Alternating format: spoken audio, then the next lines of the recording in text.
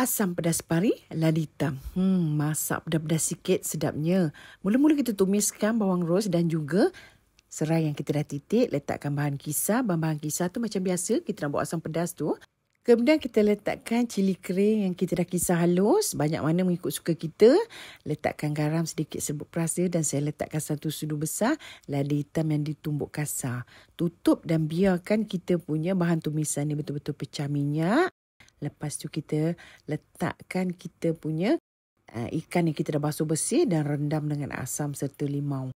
Kacau-kacaukan dia rata, letakkan air asam dan air. Nak letak banyak mana mengikut keperluan kuah yang banyak mana kita nak. Kemudian letakkan bendir dan juga tomato beserta dengan daun kesum dan juga bunga katan.